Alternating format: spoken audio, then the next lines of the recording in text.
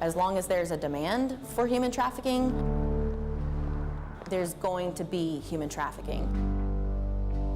It's happening in urban settings and rural settings. It happens to boys and girls, men and women of all ages.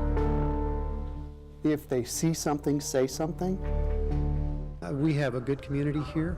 We don't want this going on here. Citizens can help us.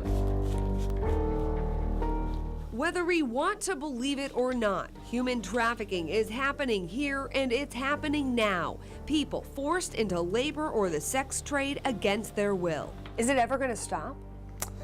I think education is a really big key. I don't know that it'll ever stop, but I hope that we can have a dent, make a dent in that. Do you feel like you're fighting an uphill battle? I know what we're doing is good work, and we can't be everywhere all the time, but when we do focus on one thing, we can typically make a difference.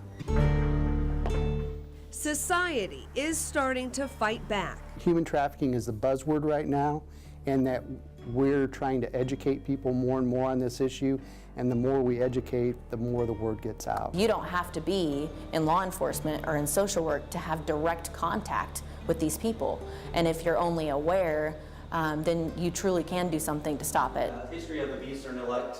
The Indiana Trafficking Victims Assistance Program holds education days for agencies across the state, like the one put on by Allen County Superior Court and Great Kids Make Great Communities just yesterday. First off, they know how to identify victims and then what to do when they do identify victims. And what we are seeing is that the more training that we do, the more reports we are seeing. As people recognize that what they're seeing is actually trafficking, reported cases in Indiana went up 37% last year. But it's still estimated that only 1 to 2% of sex trafficking cases ever get reported. When you see it up close and personal, it really is impactful, and you feel for that child. The courts are getting educated too. The Allen County Juvenile Center even created a new screening tool last March to better detect victims of trafficking. To make sure that we were identifying and getting them the services that they needed. We want to help that child. We want to rehabilitate that child.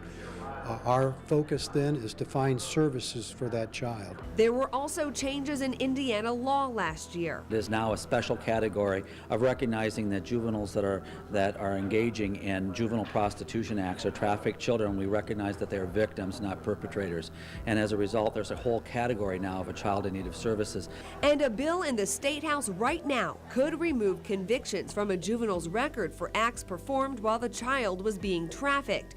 It just passed the Senate unanimously. It's a pretty high awareness that this is a special interest and special concern on a statewide level from the top down. Education extends to the hospitality industry, hotel staff, from the front desk to housekeeping, getting training on what to watch for. People going in and out of the room all hours of the night. And when to call police. It's really important. It's something that we didn't even think about before, but we definitely do now.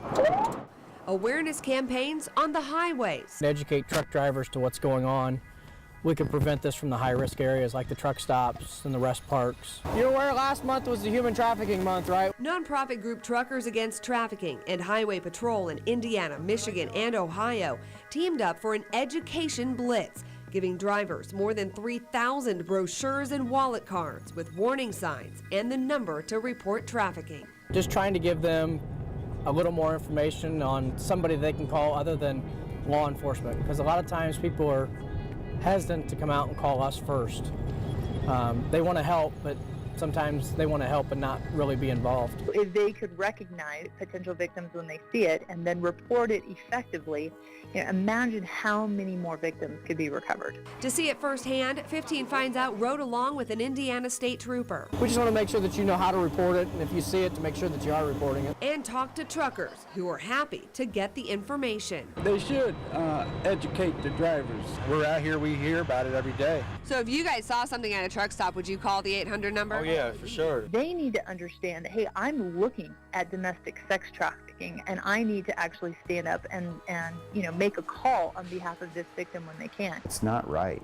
And if it was your kid or if it was your sister, would you be mad if someone didn't say something? But to really stop sex trafficking, awareness also needs to reach the buyers.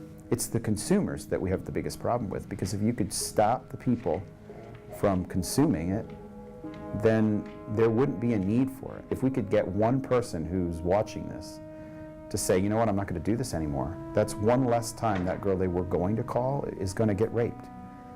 That's the biggest thing that stops it.